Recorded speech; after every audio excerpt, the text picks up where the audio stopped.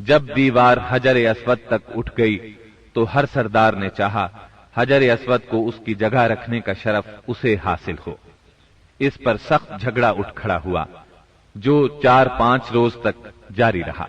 किसी तरह फैसला न हो पाया कि हजर अस्वद कौन रखेगा और करीब था कि हरम में खून रेजी हो जाए, लेकिन अबू उमैया की एक तजवीज सबने मंजूर कर ली। अबू उमैया सबसे ज्यादा उम्र रसीदा था। उसने कहा, मेरी तजवीज यह है कि कल सुबह मस्जिद हराम के दरवाजे से जो शख्स सबसे पहले दाखिल हो उससे फैसला करा लिया जाए, यानी वो जिसके हक में फैसला दे दे हजर अस्वद वही उसकी जगह पर रखेगा। दूसरे दिन सुबह सवेरे जो शख्स सबसे पहले दाखिल हुआ वो नबी अकरम सल्लल्लाहु अलैहि वसल्लम थे। कुरैश आपको देखते ही बोल पड़े, हादल अमीन रज़ीना हादा मुहम्मद, ये तो मुहम्मद हैं जो कि अमीन हैं, हम इनसे राजी हैं। फिर आप उनके नजदीक पहुंचे तो आपको तफसील सुनाई गई। आपने इस मसले का हल ये निकाला कि एक चादर ली, उसमें हजर अस्वद को रखा और सब सरदारों से कहा इस चादर को सब लोग किनारों से पकड़कर उठाएं। सबने ऐसा ही किया। जब चादर हजर अस्वद की जगह पहुंच गई तो आपने अपने मुबारक हाथों से हजर अस्वद को उसकी जगह पर रख दिया। ये इस कदर उम्दा फैसला था कि सब खुश हो गए। नबी करीम सल्लल्लाहु अलैहि वसल्लम बचपन ही से अक्ले सलीम के मालिक थे, पाक दामन थे, भरपूर कुव्वत के मालिक थे। जवानी और पुख्तगी का जमाना आया तो आपकी खूबियां और ज्यादा निखर कर सामने आईं। आप दुरुस्त सोच, सही नजर, बेहतरीन अखलाक और उम्दा आदात का सबसे बुलंद नमूना थे। सच्चाई और अमानत, सब्र और शुक्र, हया और वफा, खैर खाही और तवाज़ो सभी में मुमताज थे। भलाई और एहसान में आपका कोई सानी नहीं था। अबू तालिब ने क्या खूब कहा है, अब्यज़ु युस्तस्क़ल ग़मामु बिवजहिही सिमालुल यतामा इस्मतुल लिल अरामिली, वो गोरे मुखड़े वाला जिसकी बरकत से अब्र रहमत बरसता है, वो यतीमों का सहारा और बेवाओं का निगाहबान है। आप बहुत सिला रहमी करने वाले थे, लोगों का बोझ अपने सर लेते थे। कंगाल की ऐसी मदद फरमाते कि मालदार हो जाता या रोजगार से लग जाता। मेहमान की मेहमानी करते और मुसीबत के मारे हुओं से ताअवुन फरमाते। अल्लाह ताला ने आपकी हिफाजत और निगाहबानी का खास इंतजाम फरमाया था और कौम के अंदर फैली हुई खुराफात और बुराइयों के खिलाफ आपके दिल में नफरत डाल दी थी। चुनाचे आप बुतों की ईद पर हाजिर होते, न शिर्क के मेलों में जाते और न आप आस्तानों या गैरुल्लाह के नाम पर ज़बह किया हुआ जानवर खाते, न बुतों ही को छूते और न उनसे तकर्रुब हासिल करते थे। लात और उज्जा की कसम तो सुनना भी गवारा न फरमाते। शराब नोशी और खेल कूद की मजलिसों से आप इंतहाई दूर थे। ऐसी किसी मजलिस में आपने कभी शिरकत न फरमाई, जबकि यही मजलिस जवानों की तफरीह और दोस्तों से मुलाकात के मुकामात थी। अल्लाह ने आपको खलवत पसंदी अता फरमाई थी। अरबों की जहालत और गुनाह आलूद जिंदगी ने आपको अफसुर्दा और गमगीन बना दिया था। आप अपने अतराफ में फैली हुई इंसानी इज्तिमाई जिंदगी का मुशाहदा फरमाते तो आपको ये महसूस करके दुख होता कि एक अल्लाह की इबादत का तसव्वुर देने वाले दीन को वो लोग बिल्कुल भूल चुके थे। उस दीन को जो उनके जद्दे अमजद सैयदना इब्राहीम अलैहिस्सलाम का दीन था, उसे बिल्कुल फरामोश कर चुके थे।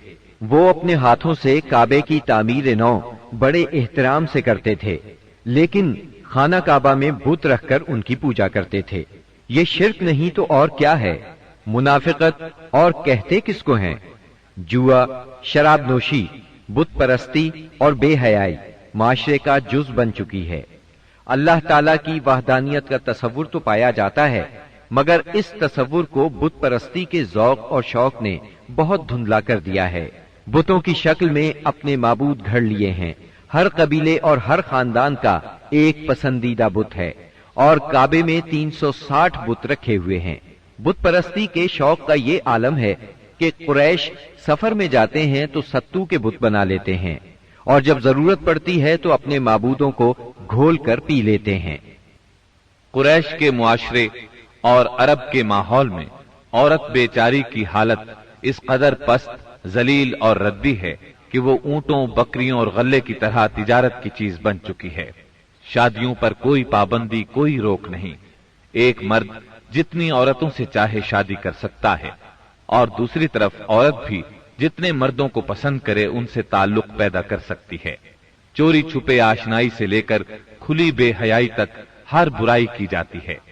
پستی اور گراوٹ کی انتہا ہے کہ منقولہ اور موروثی جائیداد کی طرح باپ کی بیویاں بھی بیٹے کو ورثے میں ملتی ہیں، اور وہ اپنی حقیقی ماں کے سوا اپنی ستیلی ماؤں سے شادی کرنے میں کسی قسم کی آر محسوس نہیں کرتا۔ اس بے حیائی کے ساتھ عربوں میں ایک شدید مجرمانہ قسم کی غیرت بھی پائی جاتی ہے، وہ یہ کہ ہماری لڑکیاں کسی کو بیاہ ہی نہ جائیں، کوئی مرد ہمارا داماد نہ بنے۔ سنگ دلی کی حد تک اس غیر فطری غیرت کے سبب لڑکیاں زندہ دفن کی جاتی ہیں، اور اس انتہا درجے کی بے رحمی پر الٹا فخر کیا جاتا ہے۔ آقا کو غلاموں کی موت اور زندگی پر پورا مالکانہ اختیار حاصل ہے۔ ملک میں کوئی مرکزیت نہیں پائی جاتی، ہر قبیلہ اپنے ایک سردار کے ماتحت خود مختار بنا بیٹھا ہے۔ اس چیز نے قبائل کو شدید قسم کی رقابتوں میں مبتلا کر دیا ہے۔ ذرا ذرا سی بات پر تلواریں نیام سے باہر آ جاتی ہیں، اور بڑی خوفناک جنگیں ہوتی ہیں جن کا سلسلہ کئی پشتوں تک جاری رہتا ہے۔ آنے والی نسلیں اپنے اسلاف اور آباؤ اجداد کے خون کا انتقام لیتی ہیں۔ گھڑ دوڑ میں گھوڑا دوڑانے پر جھگڑا، کھیتوں میں بکریاں چرانے پر لڑائی، اور چشموں سے پانی بھرنے پر خونریزی کرتے ہیں۔ اپنے دشمنوں کو قتل کر کے ان کی کھوپڑیوں میں شراب پیتے ہیں۔ عرب قوم جاہل ہے، لکھنا پڑھنا نہیں جانتی، مگر انہیں اپنی شاعری اور زباندانی پر اتنا گھمنڈ اور غرور ہے کہ ساری دنیا کو اپنی فصاحت اور شاعری کے مقابلے میں گنگا خیال کرتے ہیں۔ توہم پرستی انتہا کو پہنچی ہوئی ہے۔ ذرا ذرا سی بات پر فال نکالتے ہیں، پانسے پھینکتے ہیں، ہر طرف کہانت کا زور ہے، کاہنوں سے اپنی تقدیر اور مستقبل کے بارے میں پوچھتے ہیں۔ عرب کے باشندے اس آدمی کو قابل عزت اور شریف سمجھتے ہیں جس کے پاس بہت زیادہ اونٹ، بکریاں اور کھجور کے باغات ہوں، بہت سی دولت ہو، غلام ہوں، کنیزیں ہوں۔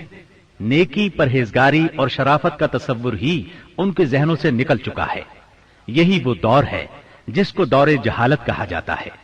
عرب کے معاشرے کی برائیوں نے ان کی فطری صلاحیتوں کو دبا دیا ہے، مثلاً شجاعت، حریت، عہد کی پابندی، مہمان نوازی، جفاکشی، فصاحت اور زباندانی، خود اعتمادی اور کسی کی مدد کے بغیر اپنی حفاظت خود کرنے کا جذبہ۔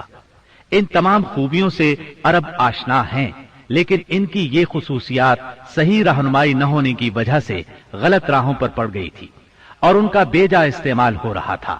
ملک میں بعض ایسے قبائل بھی پائے جاتے تھے جو خانہ بدوش تھے۔ جہاں پانی کا چشمہ، سبزہ اور کھجوروں کے جھنڈ نظر آئے وہیں ڈیرے ڈال دیے، اور جب یہاں سے جی اکتا گیا تو اپنا مختصر سا سامان اونٹوں پر لاد کر وہاں سے چل دیے۔ یہ تھے عرب کے افسوسناک حالات، لیکن یہ یہاں تک محدود نہیں تھے۔ اس زمانے میں دنیا کے گوشے گوشے میں ایسی ہی پستی پائی جاتی تھی۔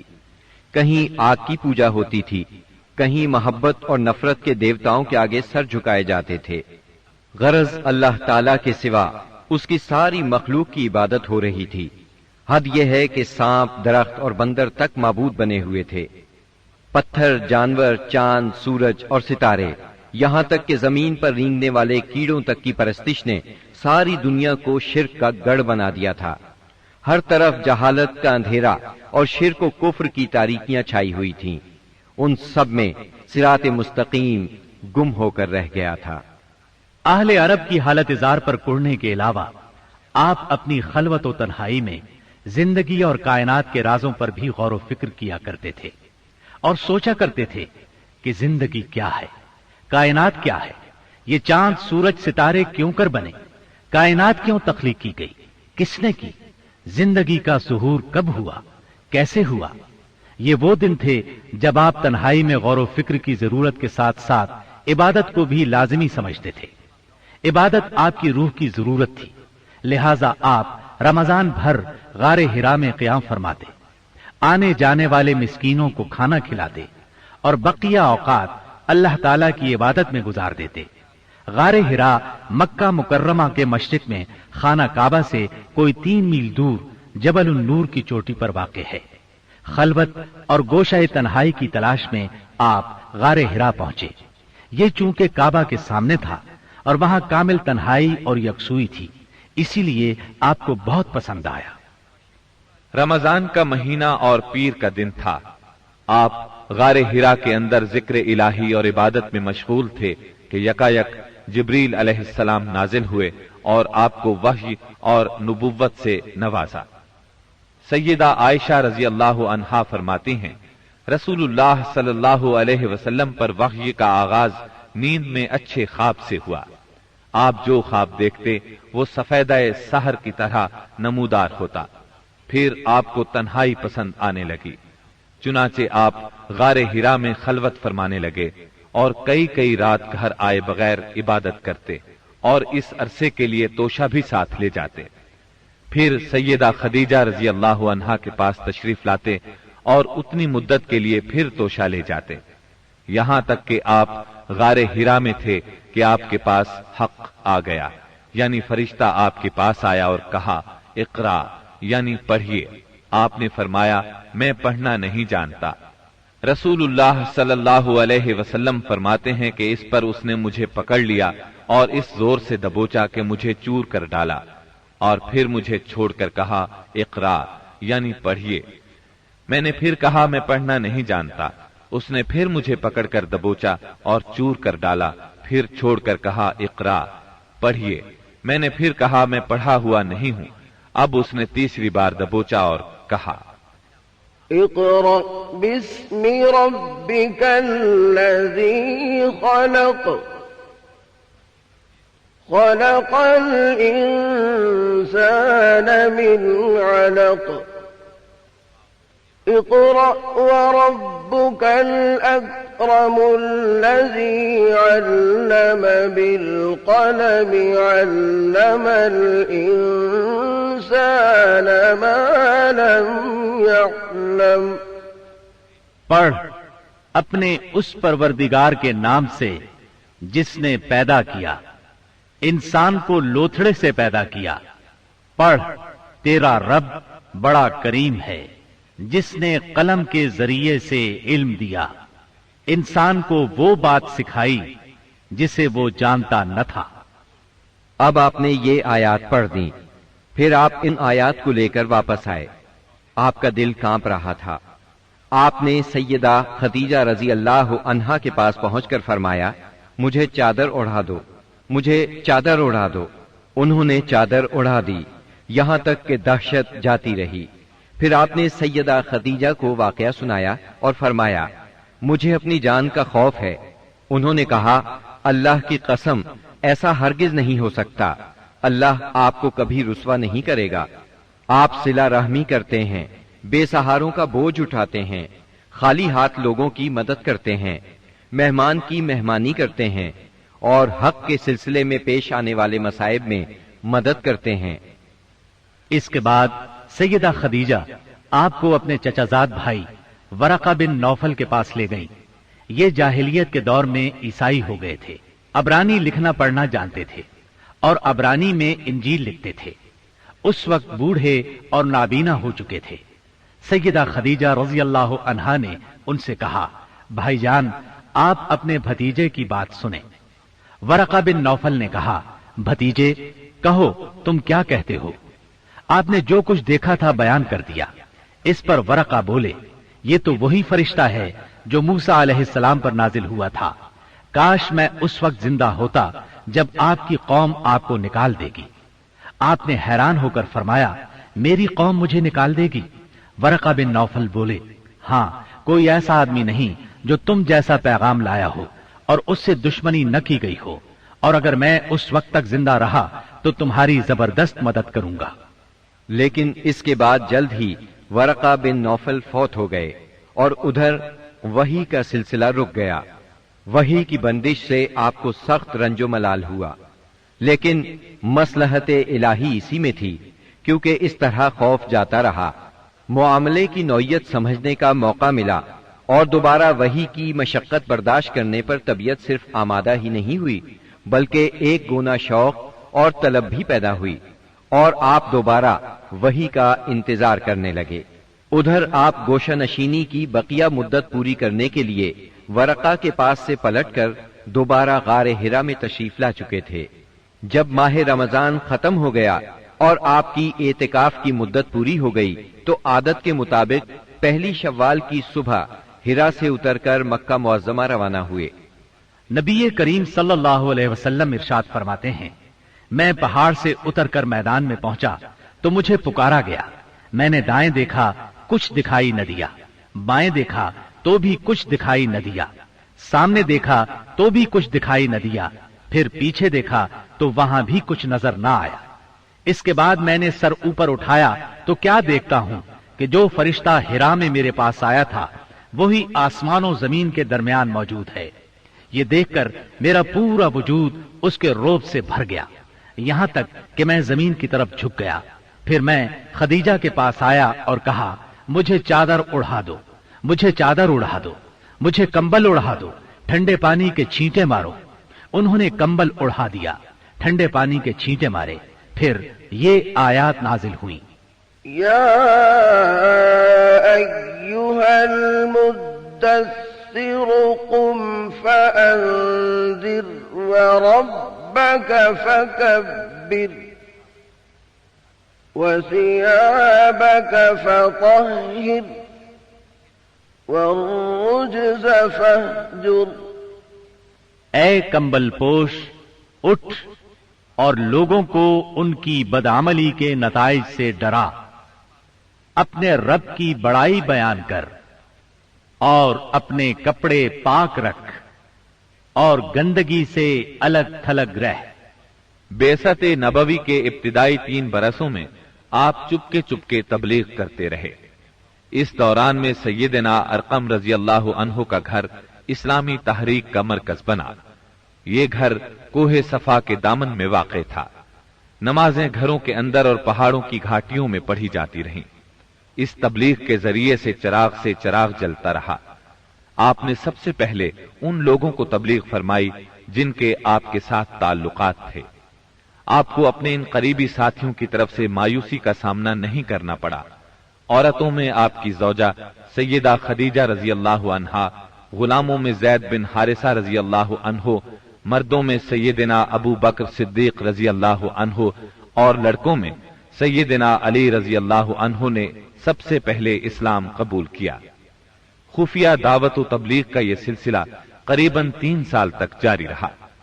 اس عرصے میں جن حضرات نے اسلام قبول کیا ان کے نام یہ ہیں: بلال بن رباح، عثمان بن عفان، زبیر بن عوام، عبد الرحمن بن عوف، طلحہ بن عبید اللہ، سعد بن ابی وقاص، عمرو بن انبسہ، خالد بن سعد بن عاص، عمار بن یاسر، خباب بن ارت، ابو عبیدہ بن جراح، سعید بن زید، جعفر بن ابی طالب، عبداللہ بن مسعود، ابو سلمہ، عثمان بن مظعون، صہیب رومی اور ارقم رضی اللہ عنہم۔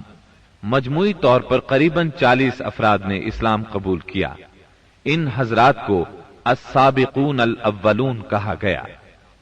اس خاموش تبلیغ کے نتیجے میں 40 افراد نے اسلام قبول کیا۔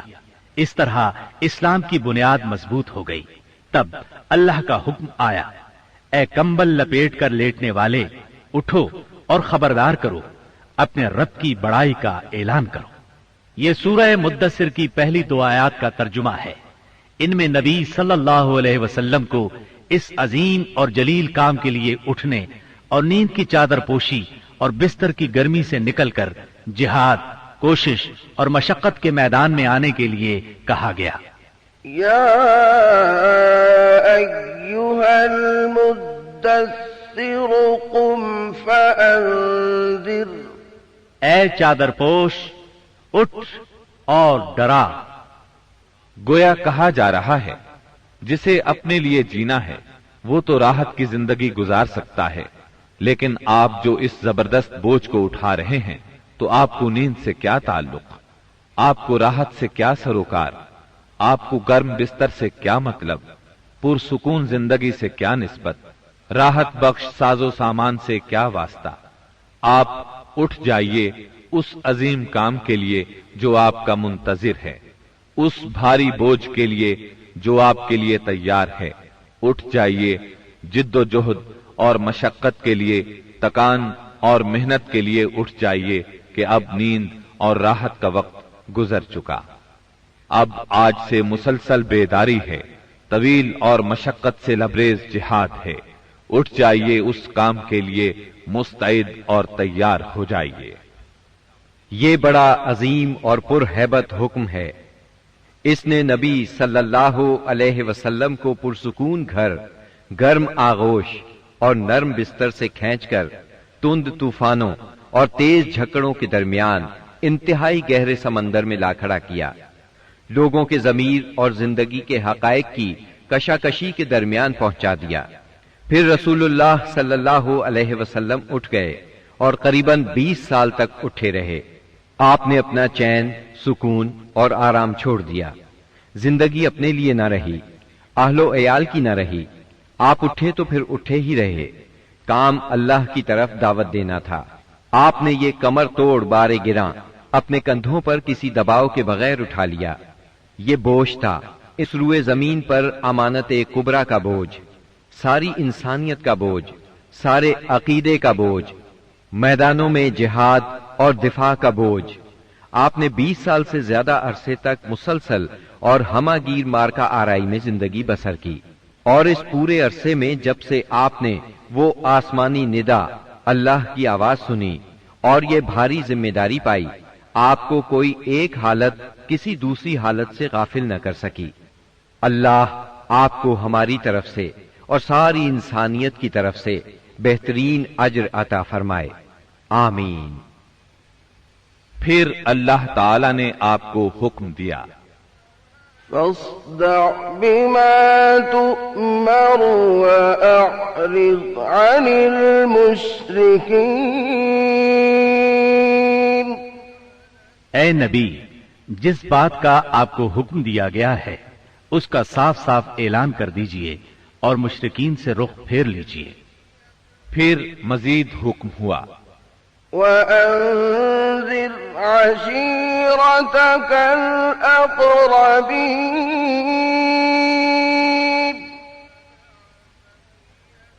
واخفض جناحك لمن اتبعك من المؤمنين۔ اور سب سے پہلے اپنے قریبی رشتہ داروں کو کفر اور شرک سے ڈرائیے، اور جو ایمان لے آئے اور آپ کی پیروی کرے اس کے ساتھ نرمی اور شفقت کا معاملہ فرمائیے۔ جب آپ کو عام دعوت دینے کا حکم دیا گیا اور یہ ہدایت نازل ہوئی کہ آپ اپنے قریب ترین عزیزوں کو سب سے پہلے اللہ کے عذاب سے ڈرائیں، تو آپ نے صبح سویرے کوہ صفا پر چڑھ کر بلند آواز سے پکارا، یا صباحا۔ عرب میں یہ صدا وہ شخص لگاتا تھا جو صبح کے جھٹپٹے میں کسی دشمن کو اپنے قبیلے پر حملہ کرنے کے لیے آتے دیکھ لیتا تھا۔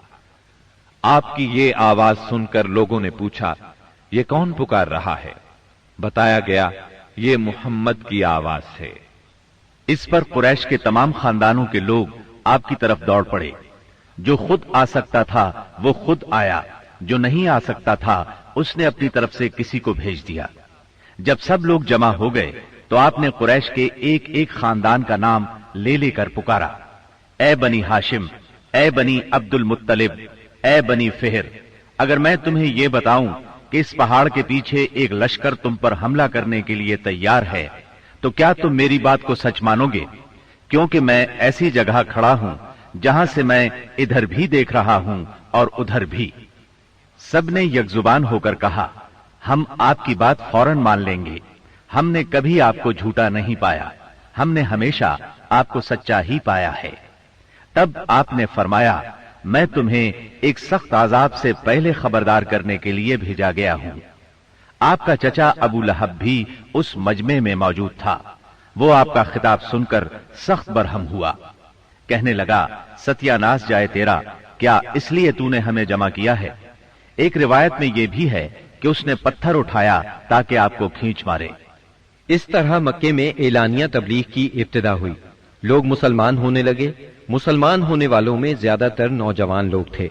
اس طرح ان کے بڑوں کو بہت دکھ ہوا کہ ہماری اجازت اور مرضی کے بغیر یہ کیوں پرانے قومی دین سے پھر گئے۔ ان لوگوں نے اپنے نو عمر رشتہ داروں کو طرح طرح سے اذیتیں دی، مارا پیٹا، بیڑیاں لگا کر قید کیا، چھت کے بغیر کمروں میں بند کیا، تپتی ریت پر ننگے بدن لٹایا، مگر یہ تمام اذیتیں بے اثر رہیں۔ ان لوگوں میں آزاد مرد اور عورتیں بھی تھیں، لونڈی اور غلام بھی تھے۔ لونڈیوں اور غلاموں کو ان کے آقاؤں نے شدید تکالیف پہنچائیں۔ اسی طرح موالی بھی تھے، یعنی غیر قبیلوں کے عرب، جو اہل مکہ میں کسی ایک کے ساتھ کسی معاہدے کے ذریعے سے موالی بن گئے تھے، مطلب یہ کہ ان کے حلیف بن گئے تھے۔ ان میں سے ایک سیدنا عمار بن یاسر رضی اللہ عنہ کا خاندان بھی تھا۔ ان کے خاندان کو خاص طور پر ظلم کا نشانہ بنایا گیا۔ سیدنا یاسر رضی اللہ عنہ پر اتنا ظلم ڈھایا گیا کہ وہ شہید ہو گئے۔ سیدہ سمیہ رضی اللہ عنہا جو سیدنا عمار کی والدہ تھی، انہیں ابو جہل نے نیزہ مار کر شہید کر دیا۔ یہ اسلام میں پہلی شہید خاتون ہیں۔ جلد ہی قرآن کریم میں بت پرستی کے خلاف سخت آیات نازل ہوئیں۔ مثلا سورہ انبیاء کی آیت 98 میں ارشاد ہوا، إنكم وما تعبدون من دون الله حصب جهنم أنتم لها واردون۔ بے شک تم اور وہ بت جن کو تم اللہ کے سوا پوجا کرتے ہو سب دوزخ کا ایندھن ہوں گے اور تم سب اس میں داخل ہو کر رہو گے۔ اس پر مشرکین کے ظلم و ستم میں اور شدت آ گئی۔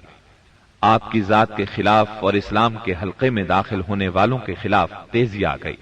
خاص طور پر ابو جہل اور ابو لہب نے انسانیت کی حدود پھلانگ ڈالی۔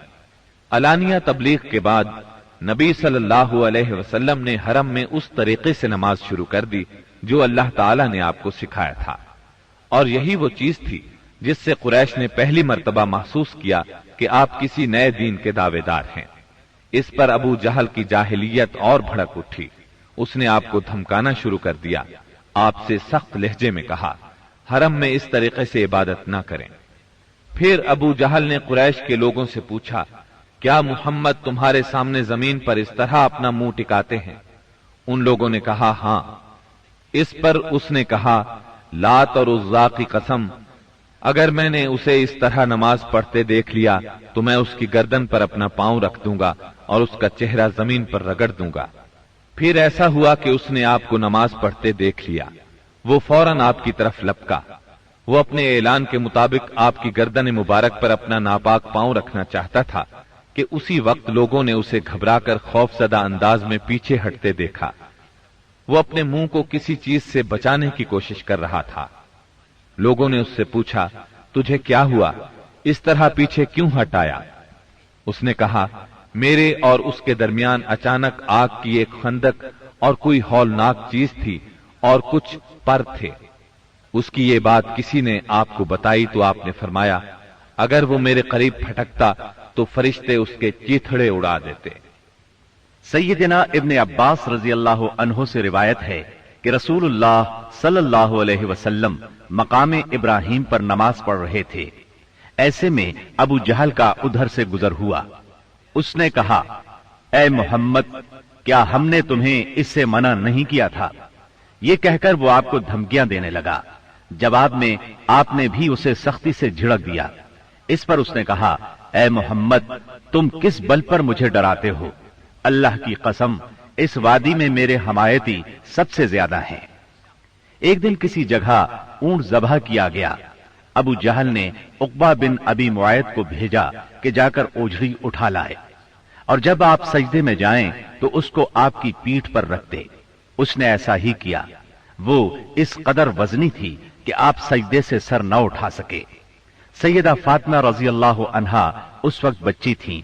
उन्हें इत्तला मिली तो वो दौड़ी आईं और उस गलीज बोझ को आपकी कमरे मुबारक से उतारा। सैयदना अम्र बिन आस चश्मदीद वाकया बयान करते हैं। एक रोज नबी अकरम सल्लल्लाहु अलैहि वसल्लम खाना काबा में नमाज पढ़ रहे थे। उक़बा बिन अबी मुआयत आया। उसने अपनी चादर को लपेट देकर आपकी गर्दन मुबारक में डाल दिया और बल देने लगा। जब उसने बल पर बल दिए तो आपकी गर्दन मुबारक भिंच गई। आप उसी तरह इत्मीनान कल्ब से सजदे में पड़े रहे। इतने में सैयदना अबू बकर सिद्दीक रज़ी अल्लाहु अन्हु वहां पहुंच गए।